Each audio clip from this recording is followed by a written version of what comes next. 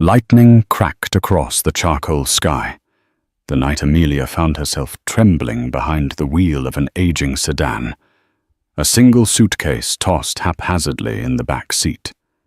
She was 5 months pregnant, carrying the child of a man she once believed to be her soulmate. Yet Ethan Harrington, the revered millionaire who built his empire from the ground up, had locked her out of the only home she had ever known. Why? So he could parade a diamond-draped mistress in front of the entire world. Fate had seemingly abandoned Amelia, or so she thought. For in the shadows lay a single letter destined to unravel everything and force destiny's final reckoning. Amelia Johnson first met Ethan Harrington in a quiet corner of Manhattan where dreams soared as high as the skyscrapers and heartbreak lurked in every alleyway. She was 22 at the time, a recent graduate from a small liberal arts college in upstate New York, armed with a degree in literature that her parents once worried might never pay the bills. Nevertheless, Amelia had a heart brimming with optimism and a mind teeming with stories waiting to be told. Ethan, older by a decade, was already something of a legend in local business circles. He had a gift for seeing hidden potential, whether in failing companies or in an introverted girl quietly sipping espresso in a crowded cafe. At the time, his successes included a lucrative tech startup he'd sold for millions. Rumor had it, he was set on building a new conglomerate, an empire that spanned real estate, fashion, and digital media. The day they met, Amelia was sitting in a narrow booth at Bellamy's coffee shop, her laptop open, attempting to finish a short story for a modest online publication. She never intended to catch anyone's attention, especially not that of Ethan Harrington, who was rumored to have the arrogance of a man accustomed to getting what he wanted. Yet to her surprise, he asked if he could join her. That chance conversation sparked something that would eventually grow into a raging inferno, a consuming love that Amelia believed was her fairy tale. From the outside, they looked like a mismatched pair, Amelia the quiet girl with honey brown hair and wide, curious eyes hunched over her laptop. Ethan the confident entrepreneur who strolled around like he owned the city. But from that very first meeting, there was a tenderness in Ethan's voice that melted Amelia's defenses. He spoke passionately about ideas, his desire to transform the old neighborhoods of Brooklyn into something modern, yet preserving the soul of the city. She in turn told him about her writing her dreams of penning a novel that would one day grace bookstore windows. It didn't take long for him to sweep her off her feet. Expensive dinners at high-rise restaurants, strolls along the Hudson River, and stolen kisses under neon streetlights made every moment feel as if they were the only two people in Manhattan. Friends thought they were moving fast, but Amelia felt for the first time that she was truly living. And in Ethan she saw both a fierce intellect and a complicated soul. She admired how he possessed an uncanny ability to seal million-dollar deals by day, then listen intently to her short story drafts by night. There was an unspoken promise in every gentle touch, one of forever. Her parents, George and Laura Johnson, worried that a man of Ethan's stature might break Amelia's heart. "He's built a kingdom," her mother often said, "and men who build kingdoms sometimes act like kings." But Amelia dismissed those concerns. She saw only the man who doted on her, who funded her creative writing workshops, without her even asking, who recommended her to some of his publishing contacts. He claimed to believe in her talent more than she believed in it herself. They married in a lavish ceremony at the Harrington estate in the Hamptons. Pictures splashed across society columns. The tech mogul weds. The budding writer. 1,000 white orchids framed the altar, and Amelia's ivory train swept across the polished marble. That day her heart fluttered with undiluted hope, convinced that the euphoria of their union would never fade. But fate, as it often does, had other plans. Their married life began in an opulent penthouse overlooking Central Park. Morning sunshine spilled in through floor-to-ceiling windows, painting their living room in a warm golden glow. At first, Amelia's days were filled with creative inspiration. She had a dedicated writing alcove designed by Ethan himself, complete with custom-built bookshelves and a vintage reading lamp that once belonged to a famous editor. Meanwhile, Ethan spent his days strategizing how to expand his empire. Despite the hustle, he never failed to remind Amelia of how much he loved her. There were surprise breakfasts in bed, diamond bracelets left on her writing desk, and spontaneous getaways to tropical islands when he concluded major deals. When they visited the Harrington family's old countryside estate, Ethan's father, Christopher Harrington, made it clear that he too was glad Ethan had finally found someone with a kind heart. However, as months turned to years, subtle changes began creeping in. Ethan's business expansions demanded longer hours. He started jetting off more frequently, traveling to Singapore, London, Dubai, seemingly every major financial hub. His phone buzzed incessantly, even late at night, and Amelia often fell asleep alone, the blankets on his side untouched. She grew accustomed to waking up to hurried goodbyes and stiff business suits. At first, Amelia consoled herself that this was the price of success, that every entrepreneur's spouse navigated this tension. She reminded herself of her own busy schedule whenever she was deep in her writing. Yet there was an ache she couldn't define. The connection she cherished, the stolen moments in coffee shops, the gentle discussions of art and life, had begun to fade. She realized they rarely had time to just sit in the same room and talk. Ethan, for his part, seemed stressed. Yes, he was building unstoppable momentum in business circles, but it came with a sharper edge. His staff whispered about him becoming a merciless negotiator, a man who would crush smaller competitors without a second thought. At times, Amelia glimpsed a colder side of him, a steely determination that excluded warmth. She tried to talk to him about it, especially on nights when he slumped into bed, looking defeated. But he'd wave off her concerns with a curt, "I'm fine, just tired." It was during this period of subtle distance that Amelia learned she was pregnant. After 3 years of marriage, the news was exhilarating for her. She had always dreamed of becoming a mother. Nervous and excited, she prepared a small celebration in their penthouse. She cooked Ethan's favorite meal, spaghetti carbonara with extra parmesan, and left the pregnancy test on the table as a surprise. Yet when Ethan arrived home past midnight, the dinner was cold and Amelia was dozing on the couch. He barely glanced at the test before giving her a distracted peck on the forehead. "That's great, sweetheart. We'll talk about it tomorrow," he muttered. Then he trudged off to their bedroom, leaving Amelia by the flickering candles, heartbreak simmering beneath her chest. The next morning, Ethan apologized for his indifference. "I'm sorry I was exhausted. Of course I'm happy we've always wanted a child." He kissed her cheek. "You have to understand, I'm in the middle of the biggest deal of my life. A child is wonderful news, but we need to approach it carefully. Let me focus on securing the next round of funding, and we'll think about all the baby details soon." Amelia forced a bright smile, reassuring him that she understood. But in truth, anxiety coiled inside her.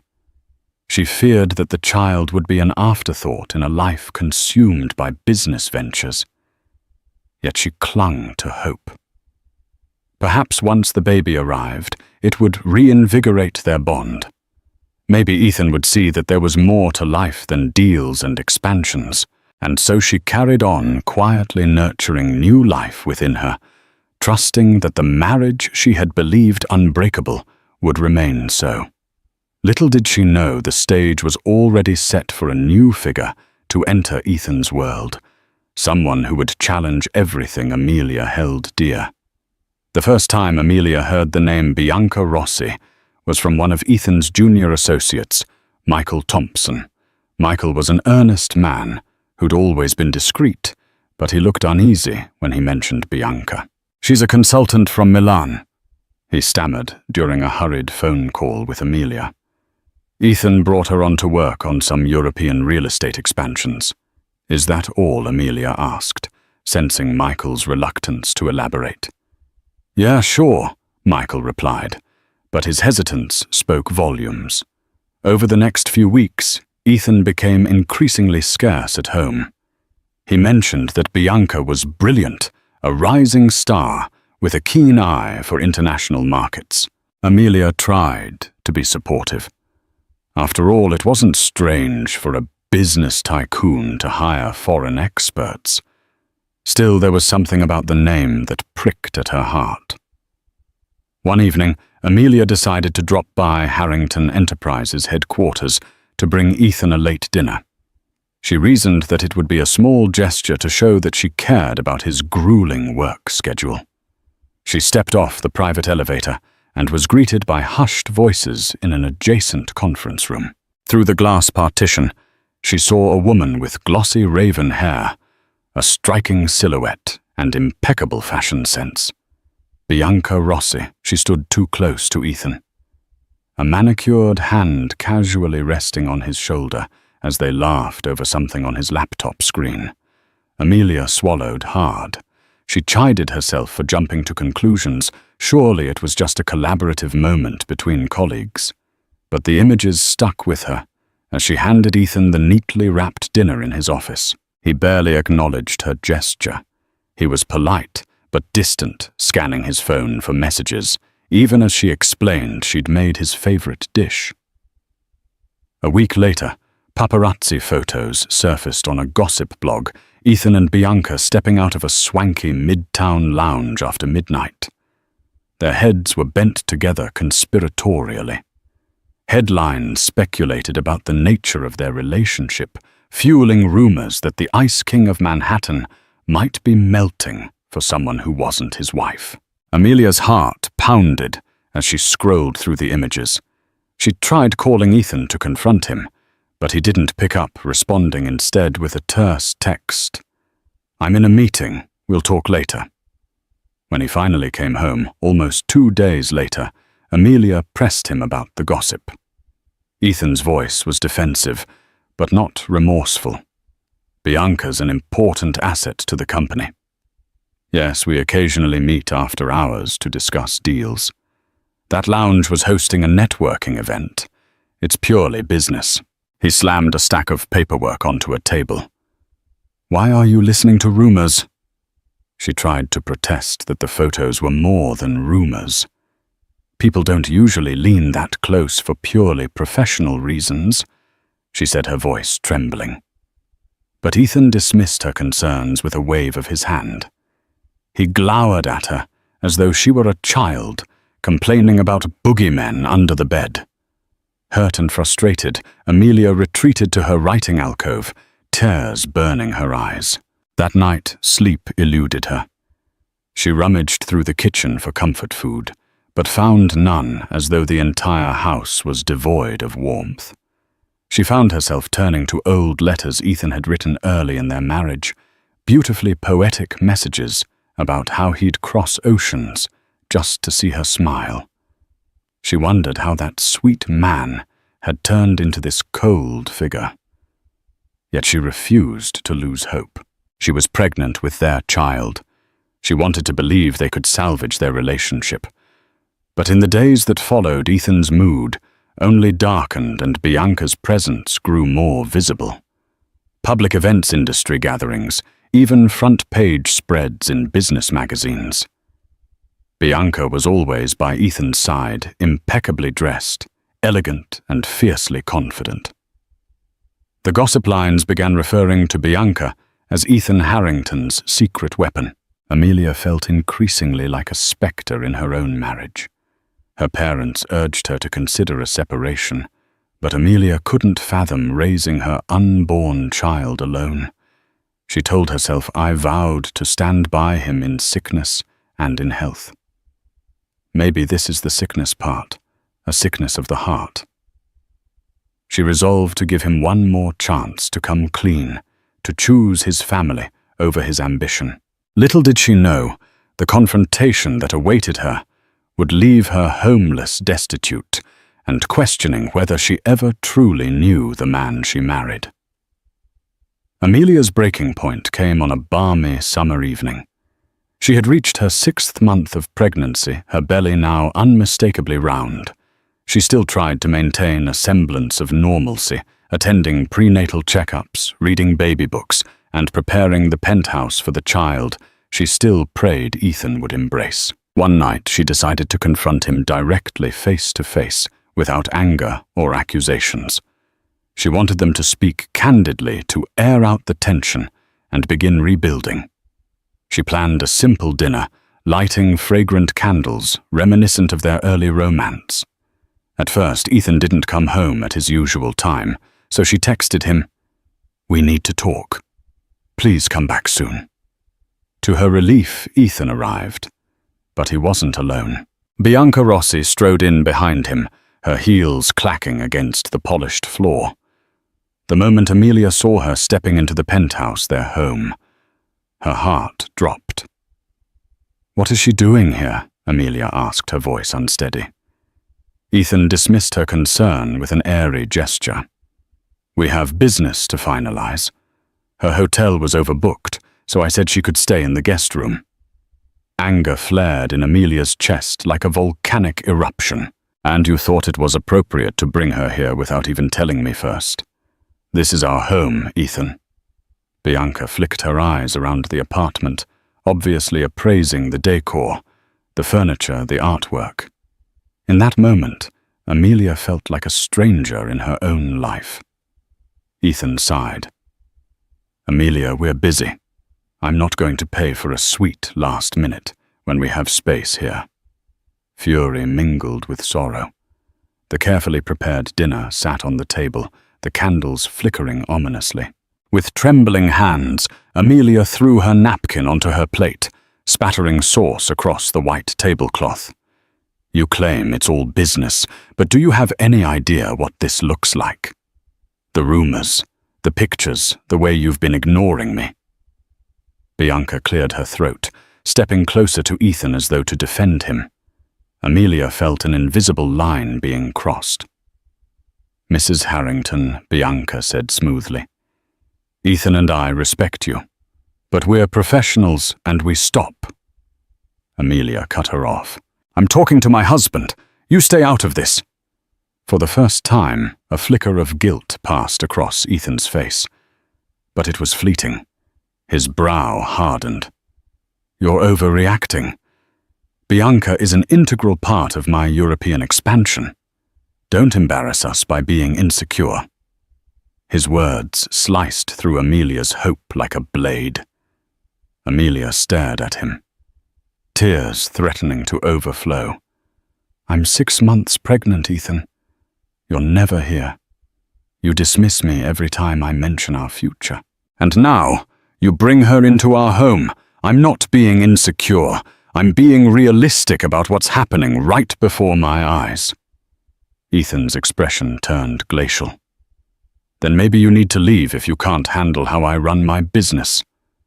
"Are you throwing me out of my own home?" Amelia asked, incredulity sharpening her voice. "It's my property," Ethan snapped. "All of it is in my name. If you're going to cause a scene, maybe you should go cool off somewhere else." The shock nearly stole Amelia's breath. This was a man she had trusted with her life. Feeling her heart hammering, she grabbed a small duffel bag from the closet and began stuffing it with essentials. Her tears came in hot, humiliating waves, but she refused to let them see her crumble completely. She paused by the door, turning back to Ethan one last time. "I'm pregnant with your child," she whispered. "Does that mean anything to you?" He offered only stony silence. Bianca folded her arms, her eyes assessing Amelia with detached curiosity.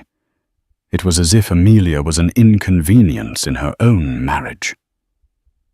Without another word, Amelia left the burn of betrayal scorching her every step. That night she drove aimlessly through the city, unsure of where to go. She tried calling friends, but it was late. Most were asleep or didn't pick up. In her desperation, she found an empty parking lot near a 24-hour diner. She reclined the driver's seat and surrendered to tears. The penthouse in the clouds now felt like a distant dream. There in the cramped car, she was alone, displaced, pregnant, and terrified of what lay ahead. The first night in the car was the hardest. Amelia cried until her eyes were raw, the baby kicking restlessly within her. At sunrise, she awakened to the sounds of passing trucks and the lingering smell of grease from the diner's kitchen.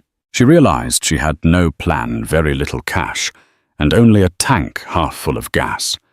Her immediate thought was to reach out to her parents. But George and Laura Johnson were retired and lived on a modest pension in Florida. They had warned her about Ethan. She felt too proud, too ashamed to call them. Instead, she resolved to figure things out on her own. With her phone battery waning, she scrolled through her contacts and called Elizabeth Chamberlain, an old friend from college who lived across the river in Brooklyn. "Elizabeth first.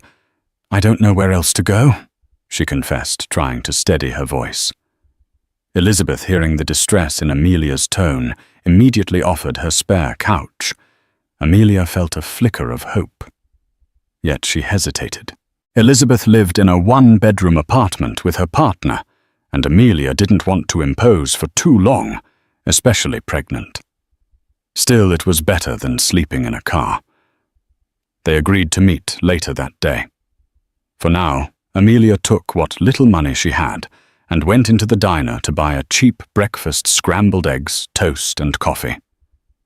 Her reflection in the napkin dispenser startled her pale cheeks, red eyes, and hair that looked like it hadn't been brushed in days. In that moment, she felt utterly broken. But she also felt a surge of determination for the sake of her unborn child. She had to be strong. She spent a few nights on Elizabeth's couch. She tried texting Ethan, not out of desperation for him, but in concern for the baby's future. No response. She called Harrington Enterprises, but the receptionist politely informed her that Mr. Harrington was unavailable. Through some social media posts, she discovered Ethan had flown to Europe. Photos showed him and Bianca at a business conference in Paris, the two of them smiling brightly for the cameras. The knife twisted deeper into her heart. Amelia decided to see an attorney, Frederick Johnson, who specialized in family law. A friend of Elizabeth's recommended him. In a small, dimly lit office, she poured out her story from the sudden eviction to the pregnancy. Frederick listened sympathetically. "He can't just throw you out like that," Frederick said firmly. "Legally, you have marital rights. And given your pregnancy, the court will strongly favor your interests if you pursue spousal support." Yet Amelia feared the cost of a prolonged legal battle. Ethan's wealth gave him power and influence. She had only a few dollars left in her personal bank account. Frederick understood her predicament. "We can file an emergency petition for support, but you'll need some upfront funds to cover initial filing fees and attorney's fees." Overwhelmed, Amelia left the office feeling trapped. She was sleeping on a friend's couch, jobless and pregnant. She had no illusions that Ethan, who was flaunting Bianca publicly, would suddenly capitulate to a legal demand. She also feared the emotional toll a public battle would take on her. Instead, she decided to try one more approach meeting with Ethan's father, Christopher Harrington. Christopher was once a towering figure in Ethan's life, a strong-willed man who believed in family above all else. Amelia hoped that if she told him what had happened, he might intervene. She dialed Christopher's private number and left a voicemail explaining the situation in as calm a tone as she could manage. A week passed. No return call. During that time, Elizabeth's small apartment was becoming crowded, and Amelia sensed she was overstaying her welcome. Elizabeth never said so, but Amelia felt guilty. So one chilly morning she returned to the only other shelter she had, her car. She gathered blankets and pillows, then parked near a safe residential area. People walking their dogs occasionally threw curious glances, but no one bothered her. Despite the heartbreak, she clung to the child growing inside her. She would talk to the baby, whispering promises that she would find a way to create a safe, loving environment. Every day felt like an uphill battle. She scoured job listings, applied to freelance writing gigs online, and visited second-hand stores looking for cheap baby items. The fact that she had to consider living in a car while pregnant was a reality that struck her with devastating clarity. Little did she know that a lifeline, an unexpected letter, was already in transit, a ticking time bomb that would shift the power dynamic in ways no one could have predicted. 2 weeks had passed since Amelia moved back into her car. The nights were growing colder, and her pregnancy was entering the 3rd trimester. Every time the baby shifted inside her, it brought a surge of maternal protectiveness. She refused to believe that this was the life she and her child deserved, a mother sleeping in a cramped vehicle while the father was gallivanting across Europe with another woman. Then, on a drizzly afternoon, Amelia received a phone call from a number she didn't recognize. Tentatively, she answered. It was a law firm in Manhattan. Ms. Harrington, this is Megan Reyes from Parker & White. We have a document addressed to you from Christopher Harrington, delivered via courier. May I confirm a mailing address? Amelia's pulse quickened. She had to scramble for a place where she could reliably receive mail. She decided on Elizabeth's address. The woman on the phone asked her to come in person if possible, since the document was marked as urgent. With a jolt of renewed energy, Amelia agreed. The next day she dressed in her cleanest clothes, an old maternity dress that still fit, and took a train into Manhattan. Despite her precarious situation, stepping back into the bustling city felt like stepping onto a stage she used to dominate, if only in the glow of her husband's success. At the law firm's reception, a neatly dressed paralegal handed her a thick, sealed envelope. Mr. Christopher Harrington requested we give this to you. Our understanding is that it's quite important. If you have any questions after reading it, don't hesitate to contact our office. Heart pounding, Amelia thanked her and retreated to a nearby cafe. She ordered a small tea and sat in a corner booth, carefully tearing open the envelope. Inside she found several pages, a letter handwritten by Christopher Harrington, and attached to it a formal legal document. She scanned the letter first. Dearest Amelia, I've learned of your unfortunate circumstances. Ethan has dishonored our family and his obligations to you. I want you to know I was unaware of his actions until recently. I'm deeply sorry. I always considered you a daughter to me. Before his passing, my father, Patrick Harrington, established a trust meant to safeguard the future of any legitimate heirs in our family. I have added an addendum to this trust, legally guaranteeing specific rights to you and your child. Ethan may believe everything is in his name, but our family's estate carries weight beyond his personal empire. Enclosed you will find the official documents. Please do not hesitate to use them. I have already instructed my attorneys to stand by you if you decide to act on your rights. Ethan may have built his fortune, but he has no power to override this trust set in place by his grandfather. Yours sincerely, Christopher Harrington. Amelia's eyes widened in disbelief. She flipped to the legal documents which detailed how the Harrington family trust was structured. It specified that any grandchild of Patrick Harrington, Ethan included, would need to abide by certain moral stipulations to retain control of the estate. In the event of marital disputes, if a child was on the way, the spouse here, Amelia, could assert a claim to the trust's disbursements to ensure the well-being of the heir. Christopher had made an additional clause naming Amelia as a beneficiary, directly ensuring that if Ethan violated the terms of their marriage, Amelia would have a powerful claim. Her hands trembled. Suddenly, a surge of conflicting emotions welled inside her relief. Gratitude, but also anger. Anger that Ethan had left her destitute, possibly assuming his power was absolute, when in reality his father had the foresight to protect Amelia's future. She reread the letter multiple times, tears forming in her eyes. This was the lifeline she desperately needed. But she also realized the magnitude of the decision before her. Using this trust would ignite a legal firestorm. Ethan would see it as a direct challenge to his empire. She recalled Frederick Johnson's warning about the cost of legal battles. Perhaps with Christopher's backing, she wouldn't be alone.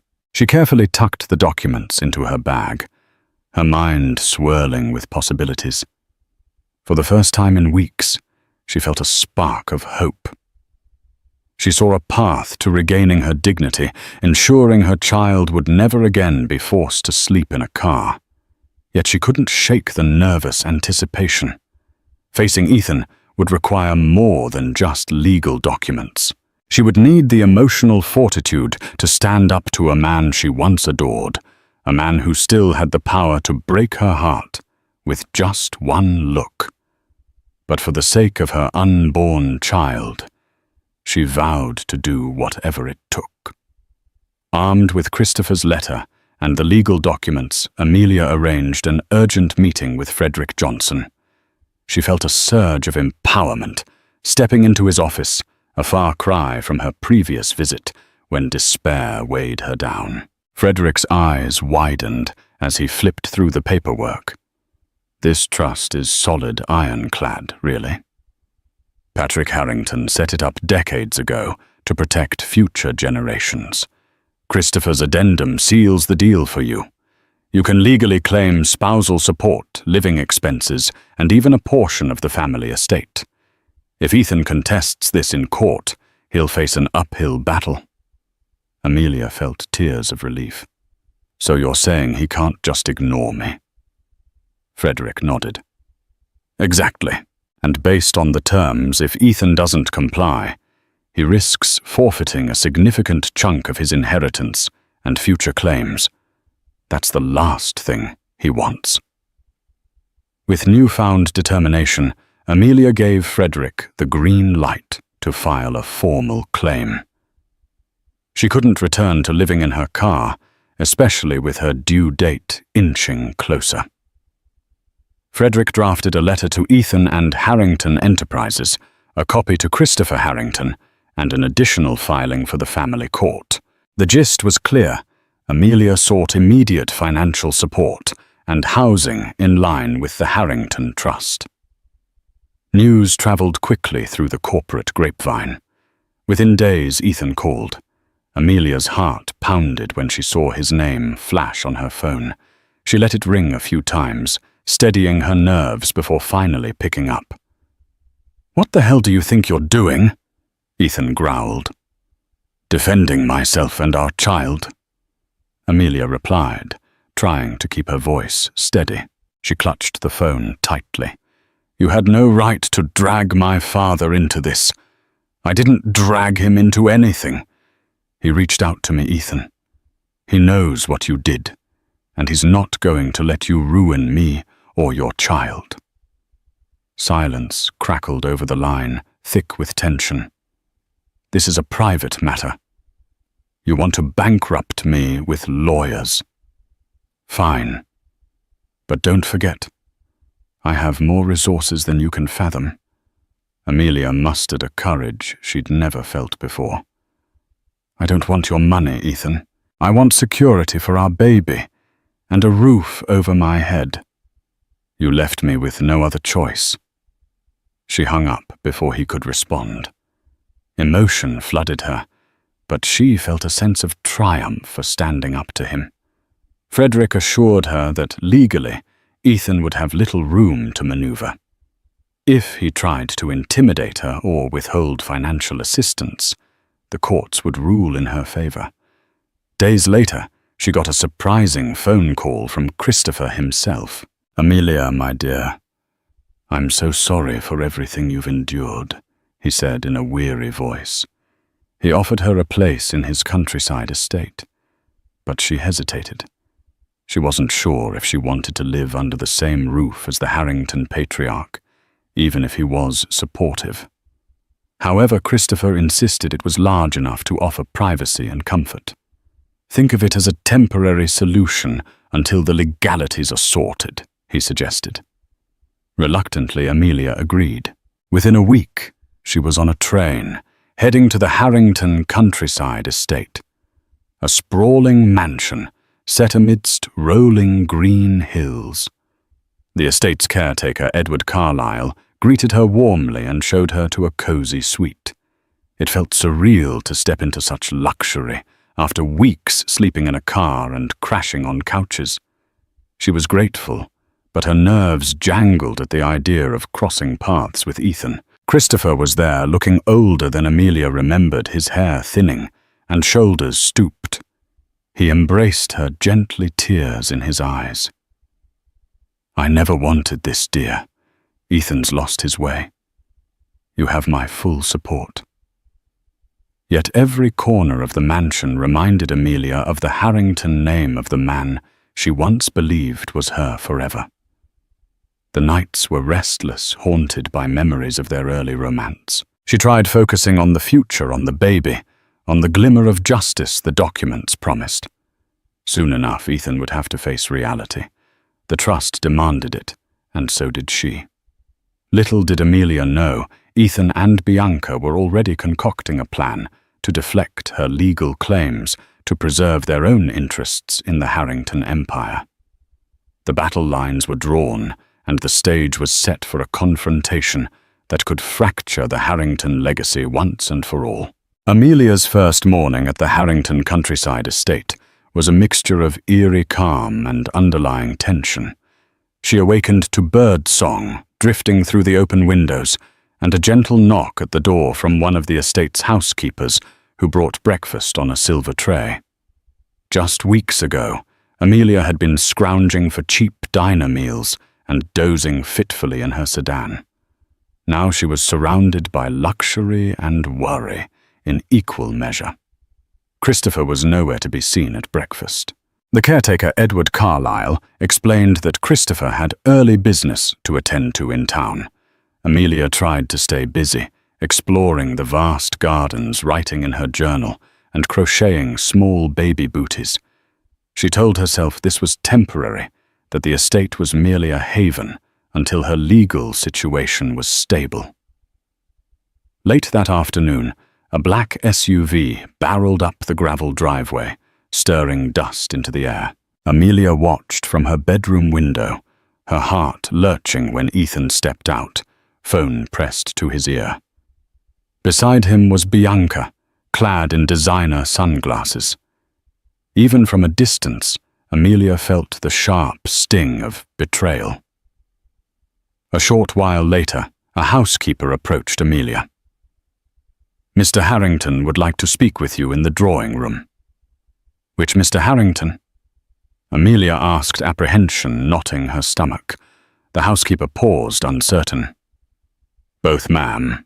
The drawing room was an elegant space lined with antique bookshelves and accented by gilded moldings. Christopher sat in a high-backed chair, his expression somber. Ethan stood behind him, posture rigid, eyes narrowed while Bianca hovered near the doorway, arms crossed defiantly. Christopher rose, offering Amelia a paternal nod. "Amelia, please have a seat. We need to discuss the situation." She settled on a velvet couch opposite them, carefully resting a protective hand over her belly. Ethan cut in before Christopher could speak. "You're leveraging my family's trust against me," he said, voice clipped. "It's manipulative, unnecessary. We could have handled this quietly." Amelia's cheeks burned. "You left me homeless," she said, with as much calm as she could muster. "Don't lecture me about being manipulative." Bianca cleared her throat, stepping forward. "Ethan never intended to make you homeless. It was your decision to leave." Heat flared in Amelia's chest. "Decision. I was practically told to get out." "You moved in behind me." Christopher held up a hand for silence. "Enough. This feud has gone too far. Amelia, you have every right to invoke the trust, and Ethan, I won't allow you to disregard it. Your grandfather set those conditions for a reason." Ethan sneered, turning his gaze to his father. "What about my own rights, father? My marriage is over. Let's be honest. Amelia's making claims for money she doesn't deserve." At that, Christopher's eyes flared with a rare anger. "Don't you dare speak of her that way. She's carrying your child. That child is a Harrington heir, and I will not see my grandchild born into poverty because of your recklessness." A tense silence ensued. Amelia felt her pulse pounding. She'd never expected Christopher to rise so strongly to her defense. She had no illusions that Ethan would suddenly repent. But this was a start. Bianca stepped toward Christopher. "With all due respect, Mr. Harrington, Ethan has legitimate business concerns. You can't force him to pour his personal assets into a failed marriage." Christopher's gaze was icy. "My father's trust trumps any personal preference. If Ethan fails to comply, the trust reverts significant assets to Amelia and the child. I suggest you both think very carefully before continuing this course." Ethan's nostrils flared. He seemed torn between anger and disbelief. Finally, he growled, "What do you want?" "Amelia. A lavish apartment. Monthly support. Name your price." Amelia swallowed, her voice shaky but resolute. "I don't want a quick payout. I want stability for our child. I want you to fulfill your responsibilities as a father." Bianca snorted. "This is just a money grab." Christopher shot her a glare. "You are a consultant, Miss Rossi. This is a family matter. I advise you to remain silent unless spoken to." The tension in the room escalated to a palpable heat. For a moment, no one spoke. Then Christopher turned to Amelia. "I have some ideas on how to proceed that protect you and the baby. Let's discuss them privately. Ethan, Ms. Rossi. I believe you have other matters to attend to." Ethan looked like he wanted to protest, but Christopher's unyielding stare left no room for argument. Muttering under his breath, Ethan exited, Bianca trailing behind. As they left, Ethan glanced back at Amelia, a complex blend of anger and regret flickering in his eyes. But the moment was fleeting. And so, with Ethan's father by her side, Amelia found herself on the brink of reclaiming her life. The question now was how far Ethan would go to resist the trust's stipulations, and whether she could endure the next phase of this battle without losing herself in the process. Over the next several days, Christopher arranged for Amelia to meet with top financial advisors and attorneys who specialized in family trusts. The Harrington estate felt like a fortress in the midst of a brewing storm, and Amelia found an unexpected ally in the patriarch who once seemed remote and intimidating. Meanwhile, Ethan and Bianca confined themselves to a wing of the estate typically reserved for guests. Gossip buzzed among the household staff about the tension between father and son. Some whispered that Bianca was urging Ethan to contest the trust or find a loophole that would invalidate Amelia's claim. Others said Ethan had grown suspiciously quiet, possibly realizing just how much he stood to lose. In one particularly frank conversation, Christopher revealed the backstory of the trust. My father Patrick witnessed many tragedies in his life. Siblings who fought over money, relatives who ignored their responsibilities. He wanted to ensure that any future Harrington would never suffer due to greed. That's why he made the trust so ironclad. Christopher sighed. Ethan used to understand this. When he was younger, he was driven, yes, but also kind. I don't know when he lost that compassion. Amelia listened, tears forming in her eyes. She thought back to the early days in the penthouse, to the man who wrote her love notes and made her feel cherished. Maybe he can still find it. She offered weakly, though she wasn't sure she believed her own words. At night, she lay awake in the grand four-poster bed, baby shifting inside her, reminding her of the stakes. Part of her wanted to run away from the entire toxic situation and never look back. But she had to secure her child's future, and the trust gave her the leverage to do so. On the fifth evening, a discreet knock came at her door. To her surprise, it was Ethan alone, looking disheveled. His usual polished facade had cracks. Dark circles lined his eyes. For a moment, Amelia flashed back to the old Ethan, the one who used to earnestly share his dreams with her. "May I come in?" he asked softly. She hesitated, but stepped aside. He entered, glancing around the room. "Could we talk?" His tone was unexpectedly calm, disarming her. Amelia led him to a small sitting area. She perched on the edge of a brocade chair, while Ethan hovered awkwardly. She braced herself for manipulation or anger, but what she saw in his eyes was something different. Regret, maybe even shame. "I never wanted to hurt you," he began, voice barely above a whisper. Things got out of hand. The business deals, the travel, the pressure, it was overwhelming. And Bianca, she made me feel powerful in a way I haven't felt in a long time. Amelia clenched her jaw. "Powerful enough to throw your pregnant wife out onto the street." He winced. I regret that. I was angry and I lashed out. It was cruel. And now, with the trust, I realize what I stand to lose. This estate, my entire inheritance, my reputation. It's all at risk. She studied him, noting the order of his words.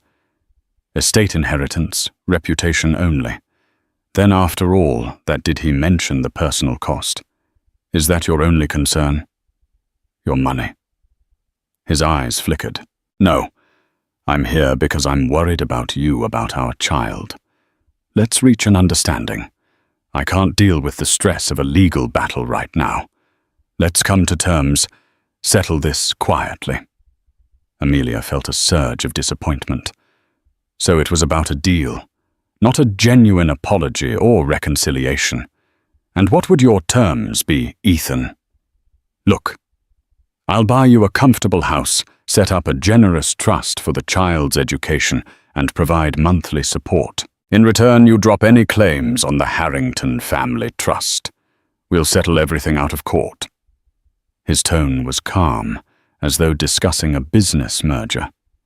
She inhaled sharply, her hand curling protectively around her belly. "You want me to sign away my legal rights?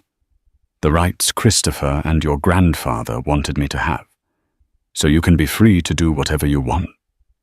Ethan met her gaze, but remained silent, his eyes pleading. He reached out to touch her hand, but she pulled away. A wave of conflicting emotions crashed over her heartbreak, anger, nostalgia for what they once shared. Quietly, Amelia stood. "Get out," she said, her voice trembling. "I'm not a business deal. You can't buy our child's security just to protect your empire." Ethan lingered for a moment, eyes searching hers. She wondered if he'd say something heartfelt, something that might spark hope. But he merely nodded, jaw clenched, and retreated from the room, leaving Amelia alone once more in the hushed corridors of the Harrington estate. When she finally sank back onto the bed, tears brimmed in her eyes. She realized the man she'd married was truly gone. All that remained was a millionaire, desperate to salvage his ego and empire. And yet, despite the pain, Amelia felt a steady resolve. She would not betray the trust Christopher had shown her, nor would she abandon her child's rightful claim. The final showdown was inevitable. The morning after Ethan's late-night visit, a storm brewed in the early dawn sky. Thunder rumbled across the estate's rolling hills, a fitting backdrop to the mounting tensions inside. Bianca wasted no time seizing an opportunity to confront Amelia. She cornered her near the estate's library, where Amelia was paging through a parenting guide. "You're using this baby as leverage." Bianca spat, her accent sharpening her words. "It's disgusting." Amelia glanced up, calm despite the fury surging in her. "You have no idea what I've gone through. Don't pretend you're innocent. You helped push me out of my own home." Bianca smirked. "Ethan would have left you eventually. You're not on his level. You never were. This baby is just your golden ticket, isn't it?" Those words struck a nerve. For a moment, Amelia considered unleashing all her anger, but she remembered Christopher's advice to keep her composure. She took a measured breath. "If I wanted gold, I could have stayed in the penthouse pretending everything was fine. But I won't let your greed or Ethan's pride jeopardize my child's future." Bianca bristled, but before she could retort, Christopher's voice echoed from the hallway. "Bianca, a word!" He stood in the doorway, arms folded. With one last glare at Amelia, Bianca clicked her heels out of the library, trailing after Christopher. Amelia closed the parenting guide, her heart hammering. She felt an odd sense of gratitude that Christopher had intervened, even if it wouldn't end Bianca's hostility. That afternoon, the storm finally broke, rain lashing the estate. Amelia sat by a large window, watching lightning fork across the sky. She wondered how she'd ended up here, once deeply in love, now locked in a legal and emotional battle. She whispered a silent prayer for the baby's well-being, determined to keep the child safe no matter what came next. By evening, Frederick Johnson arrived braving the storm to deliver urgent legal papers. "We have confirmation that Ethan's attorneys are preparing a countersuit," he told Amelia as they sat in a study. "They're claiming you abandoned the marital home willingly, and that any request for trust disbursements is an overreach. They also aim to question the paternity of the child." Amelia's stomach churned. Paternity. Ethan knows this is his baby. Frederick sighed. They're using it as leverage. If they can stall the proceedings, they might pressure you into an unfavorable settlement. Tears of rage blurred Amelia's vision. "This is insane. They're willing to smear me like that." Frederick nodded solemnly. "Yes. But don't worry. We'll counter their claims with medical records, witness statements, whatever it takes. You have Christopher and the trust documents on your side." After Frederick left, Amelia paced her sweet adrenaline roaring in her veins. She couldn't fathom how the sweet man she'd married had devolved into someone who would question her integrity and the paternity of their child. The betrayal felt even sharper than the day he'd thrown her out. It was during this restless night that Christopher knocked on her door. The older man looked weary. "May I come in?" She nodded, stepping aside. He sank into an armchair, pressing a hand to his temple. "I'm sorry for the legal circus. I've tried speaking sense to Ethan, but Bianca's influence runs deep. She's convinced him that you're out to destroy him, which is absurd." Amelia's voice wobbled. "He's out to destroy me, Christopher. They're disputing the baby's paternity." "How could he do that?" Christopher's expression darkened. "That's Bianca's handiwork. I know my son isn't heartless enough to deny his own child. I'll do everything I can to intervene. We must stay strong." Lightning flashed outside, illuminating Christopher's tired features. In that moment, Amelia realized he carried a burden almost as heavy as her own, watching his son destroy not only his marriage, but his morality in pursuit of superficial power. She felt a surge of empathy for this man who was once so proud of Ethan's achievements. As the thunder boomed, Christopher rose and placed a comforting hand on Amelia's shoulder. "Have faith, dear. Sometimes, even in the darkest storm, the light finds a way through." He bid her good night. Amelia sat by the window for a long time afterward, her mind swirling with memories both sweet and bitter. She knew the real battle was just beginning, but she also knew she no longer faced it alone. A final reckoning awaited them all. And in that reckoning, a single letter, Christopher's letter, supported by the ironclad trust, might be the key to destroying the illusions Ethan and Bianca had so carefully built. A week later, the long-anticipated court hearing convened in a stately Manhattan courthouse. Rain still slicked the city streets, as though the storm from the estate had followed them. The hearing was preliminary, designed to establish immediate financial support for Amelia and clarify the trust's role. Amelia arrived with Frederick Johnson by her side. She wore a simple black dress that clung to her pregnant belly, a visual reminder of what was truly at stake. Across the aisle, Ethan sat with his high-powered legal team. Bianca perched behind them, her face a mask of cold confidence. The judge, an older woman named Eleanor Pierce, called the session to order. Frederick presented the Harrington Trust documents along with Christopher's addendum. He explained Amelia's circumstances, her forced eviction, her pregnancy, and her need for security. Then came Ethan's turn. His attorneys tried to paint Amelia as a gold digger who refused mediation. They even hinted that the baby might not be Ethan's. Amelia felt her blood boil at the suggestion, but she steeled herself, trusting Frederick to counter. It was Christopher's testimony that proved decisive. When the judge invited him to speak, he rose clear-eyed despite his evident exhaustion. "My father established this trust to ensure no legitimate heir to the Harrington name would suffer due to negligence or greed," Christopher said firmly. "Amelia is my daughter-in-law. She's carrying my grandchild. I've personally witnessed Ethan's recent behavior and can testify that Amelia has been unjustly cast aside.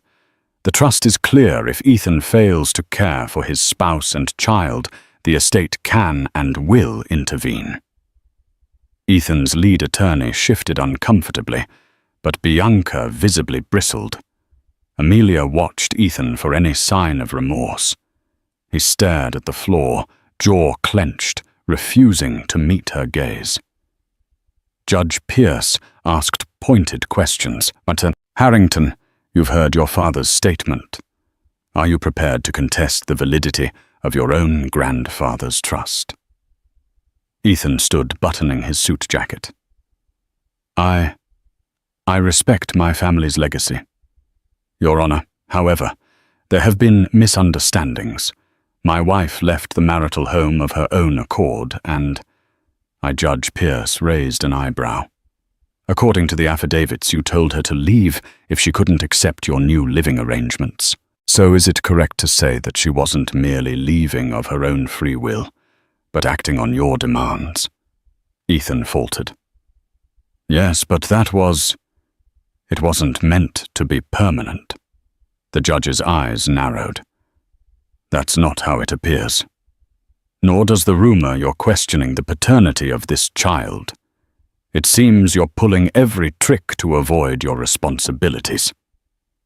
Bianca looked like she wanted to speak, but Ethan's attorney motioned for her to remain silent. At that moment, Amelia felt an odd sense of pity for Ethan. He was cornered, forced to defend indefensible actions, all because he refused to let go of his pride. After reviewing the evidence and arguments, Judge Pierce ruled for an immediate support order. Ethan was mandated to provide Amelia with a monthly stipend and secure housing if Amelia wished to live outside the Harrington estate. The paternity matter was dismissed as a baseless claim subject to a simple test if needed. The judge also recognized Christopher's right to enforce the trust, signaling that a more expansive financial arrangement could follow if Ethan didn't comply. As the gavel struck, a wave of relief washed over Amelia. She had won the first battle. The court had acknowledged the validity of the trust and her right to support. Ethan stormed out, flanked by his attorneys, while Bianca sent Amelia a venomous look before trailing after him. Christopher approached, gently touching Amelia's shoulder. That went as well as it could have. She nodded, tears forming. "I'm just glad the court saw the truth." Despite this small victory, Amelia knew the war was not over. Ethan's empire was vast, and so was his pride. But the single letter from Christopher, the trust documents, and her unwavering determination had shattered the impenetrable facade of the millionaire who thought he was untouchable. Now she had a chance to build a life for herself and her child, free from the nightmares of sleeping in a car and from the tyranny of a love grown toxic. And so in the grand showdown that pitted true family values against reckless ambition, it was a single letter, backed by an ironclad trust, that brought the mighty crashing down. Amelia stood firm, protecting her unborn child and claiming the security and dignity she deserved. Ethan, blinded by his own success, nearly lost everything in his quest for power and validation. Yet in the end, justice prevailed. Thank you for watching this dramatic saga unfold from the car, where Amelia first sheltered her unborn baby, to the gilded halls of a family estate where one letter rewrote her fate. If you found yourself holding your breath at every twist and turn, please like this video. Share it with friends who love real-life dramas, and subscribe to our channel for more stories that prove no empire is untouchable when truth and determination stand at the door. Your support helps us bring you more compelling tales every week.